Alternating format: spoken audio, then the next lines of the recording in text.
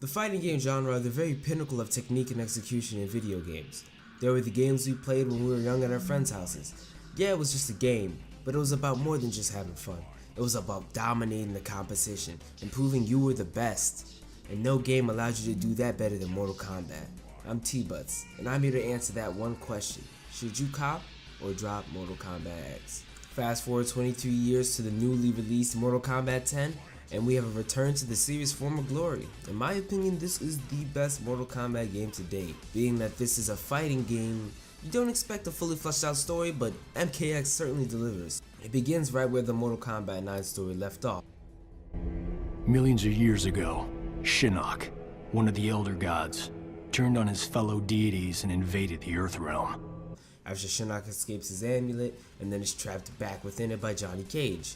Fast forward 20 years with an outworld civil war brewing and Quan Chi reviving Shinnok, and there's plenty here to tell a serviceable story, and the game does. Mortal Kombat has always had a deep and rich lore, but none of the previous game story modes have properly got me interested. The cast includes Cassie Cage, Sonya Blade and Johnny Cage's daughter, Jacqueline Briggs, Jax's daughter, Takeda Takashi Kenchi's son, and Hun Jin, Kung Lao's cousin. These four act as the medium for the player to get into the world of Mortal Kombat 10.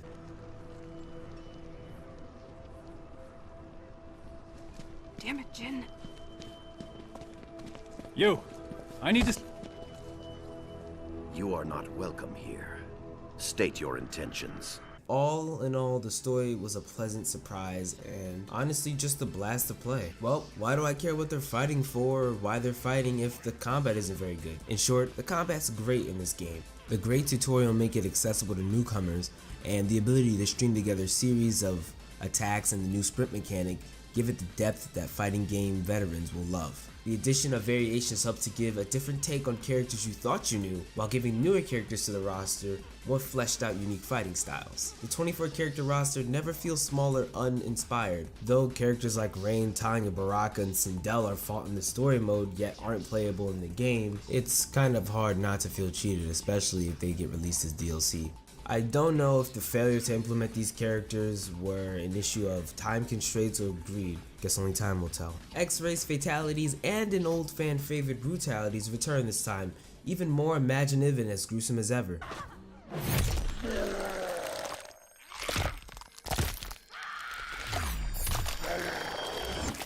My favorite being Cassie Cage's selfie fatality.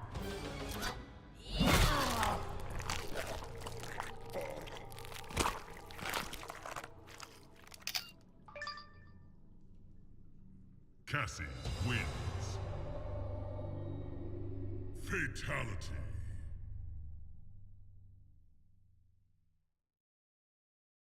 New gameplay features such as sprinting, a stamina meter, and stage interactables, along with the much needed animation improvement. Mortal Kombat X is a visually pleasing and a very seamless and elegant experience. But that's not to say the game is not without its problems. The online experience on PC is abysmal, it's garbage. The games are laggy and constantly drop. What sucks is when it works, it works really well. Most of the time, if you can get into a game, it works. But like I said, if you can get to a game. The addition of factions, which are groups you can join in order to gain special fatalities and towers, add plenty of content.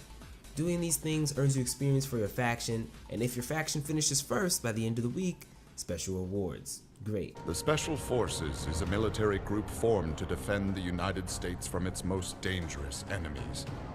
After the Outworld invasion, they expanded their influence to encompass the entire world. Utilizing state-of-the-art technology, they protect Earthrealm from threats beyond our reality. Our favorite way to unlock skins is back in the crypt, and it's better than ever. Holy shit, that scared the crap out of me. Yeah, let's just go this way, where the fuck am I? Oh my god!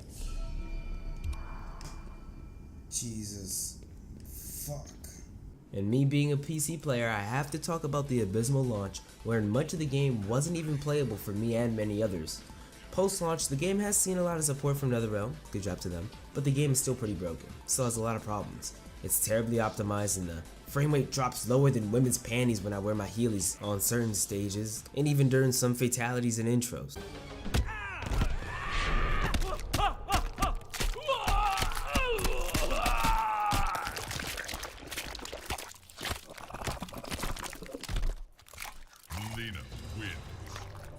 Fatality.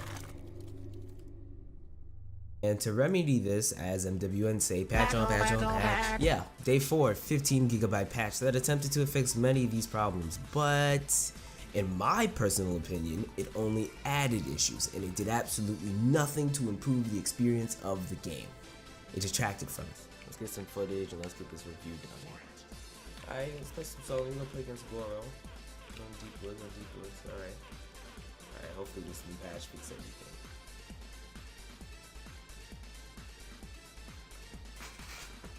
Bruh. What the fuck is this? What the fuck is this? What the fuck is this? Mortal Kombat X is a must-have for anyone who's looking to get into fighting games and for any Mortal Kombat fan. Its accessibility, stunning presentation, and rich content make it a must-have for anyone on the consoles. As for the current state of the PC version, I would suggest picking this game up at a later date and, waiting and seeing until you can see whether this game gets fixed and when it gets fixed. Whether you decide to wait or not, I suggest you cop this game for the most gruesome and satisfying fighting game of all time.